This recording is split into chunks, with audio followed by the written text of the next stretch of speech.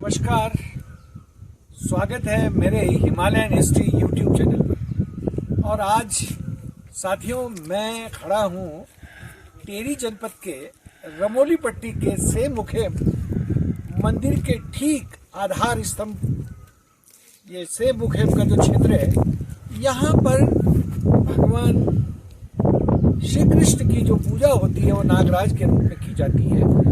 और जहाँ मैं खड़ा हूँ इसको कहा जाता है तलबला सेम। कुल मिलाकर जो कथानक है और कहानियाँ हैं, 7 सेम यहाँ पे हैं। ये तलबला सेम है, जहाँ मंदिर है वो प्रकट सेम है। और इन्हीं मंदिरों के साथ साथ जो विशाल जंगल आपको दिखाई दे रहे हैं, इन जंगलों में अन्य जो 4 गुप्त सेम हैं उन पर मनुष्यों की आवाजाही निषेध है। तो ये तलबला सेम माने दलदली भूमि, और दलदली भूमि में यहाँ पे पर्यटन विभाग ने कोशिश की थी कि इसको एक आकर्षक पर्यटक स्थल बनाया जाए, लेकिन कई प्रयासों के बाद ये जो झील बनाने का प्रयास था यहाँ पे, ये असफल होता रहा है। और प्राकृतिक रूप से कहीं या दैविक आपदा के रूप के कहें, ये आज तक सफल नहीं हो पाया। और शायद पर्यटन विभाग ने अब इस प्रयास को छोड़ दिया है। लेकिन पर्यटन विभाग के गेस्ट हाउस के बनने से यात्रियों के आने जाने में बहुत सुविधा हुई है, यात्री आने लगे हैं। और साथ में जो 2.5 किलोमीटर का जो ट्रैक है मंदिर तक से मुखेम का, जहाँ भगवान नागराज कृष्ण पूजा के रूप में अवतरित हुए थे, उसकी परंपरा को निभाते हुए हमारे मुखेम के सेमाल जाति के पुजारी यहाँ पूजा अर्चना का काम करते हैं।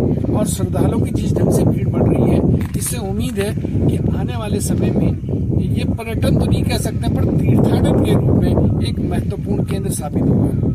इसी के साथ मैं अब आगे आपको प्रकट सेम, जहाँ भगवान श्री कृष्ण का जो मंदिर है, जो नागराज के रूप में अवतरित है, और ये पहला स्थान होगा कि जहाँ भगवान श्री कृष्ण ने एक पत्थर में बैठकर इस रमोली पट्टी के लोगों को उपदेश दिया था और अपनी जाति के लोगों को अपने धर्म में लौटने के लिए आह्वान किया था।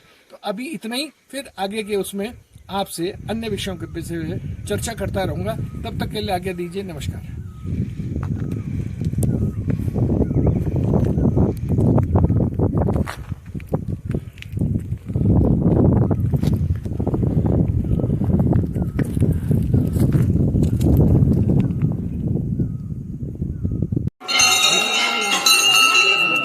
मुखेम की यात्रा के पहले पड़ाव में इस समय मैं सेम महाराज के दरबार में ठीक उसके गेट पे खड़ा हूँ। लगभग 9000 फीट की ऊंचाई पर स्थित ये प्रकट सेम के नाम से जाना जाता है।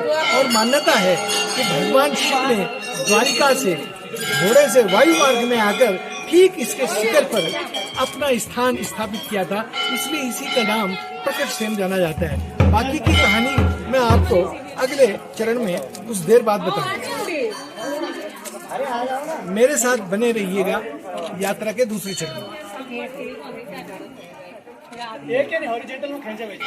दर्शकों, मैं इस वक्त खड़ा हूँ सेम मुखेम के, जिसे कि प्रकट सेम के नाम से भी जाना जाता है।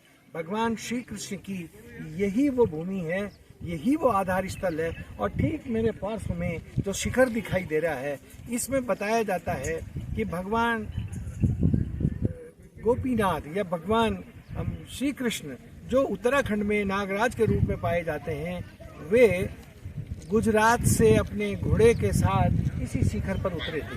यहाँ पर उनके नाम से कई स्थान हैं, जहाँ हैं ये तलबला सेम के नाम से है, गुप्त सेम है, साथ में प्रकट सेम जो मैंने कहा वो ऊपर है, आरूड़ी सेम है और बारूड़ी सेम है।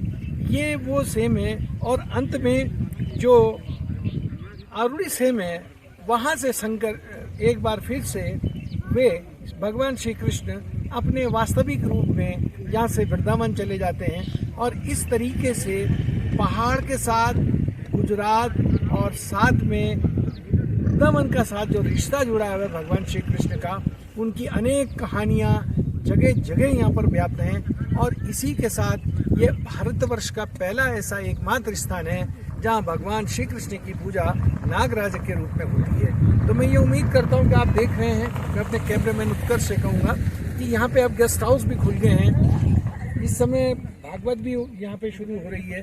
साथ में रुकने के लिए भी बहुत सारे स्थान हो गए हैं और ये स्थान अपने आप में न केवल रमणीक है, मैं ये बताना चाहता हूँ कि गंगू रमोला जिसने भगवान श्री कृष्ण के लिए यहाँ पर मंदिर बनाया था, ये मात्र एक ऐसी जगह है जहाँ भगवान शंकर या भगवान श्री कृष्ण का कोई मूर्त रूप नहीं है, लेकिन उस चट्टान के जहाँ बैठकर उन्होंने गंगू रमोला के जो 52 गांवों की ये पट्टी है, रमोली पट्टी, यहाँ के लोगों को जो संदेश दिया था और अपने वंश के लोगों को जो बताया था कि रमोली पट्टी के लोगों के साथ नागवंश का जो संबंध है, उन संबंधों की स्मृति में और साथ साथ में उनके जो वैवाहिक संबंध है, जो सामाजिक संबंध है, उनकी स्मृति भी दिलाई। और इस स्थान के बाद भगवान श्री कृष्ण बद्रीनाथ की यात्रा पर चलते हैं और जहाँ जहाँ वो जाते हैं वहाँ पे नागराज के मंदिर स्थापित होते हैं। तो ये नागराज की कहानी इसलिए भी ज़्यादा महत्वपूर्ण है कि भगवान श्री कृष्ण का ये मानना था कि अगर वे अपने आराध्य शंकर को मिलने जाएंगे तो ये शंकर की भूमि है,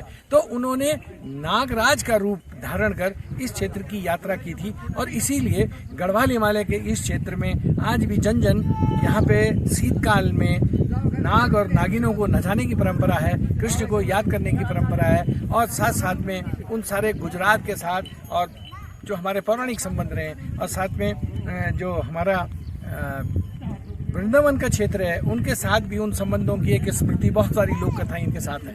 आज की बात में इतनी ही, फिर किसी और समय उन सारे जो 7 सेम है यहाँ पे गुप्त सेम सहित उन सारे प्रसंगों पर, उन सारे सेमों की स्थापना पर और उन सारे की जो पीछे आध्यात्मिक महत्व है उस पर अलग से चर्चा करूंगा। तब तक के लिए आज्ञा दीजिए। नमस्कार।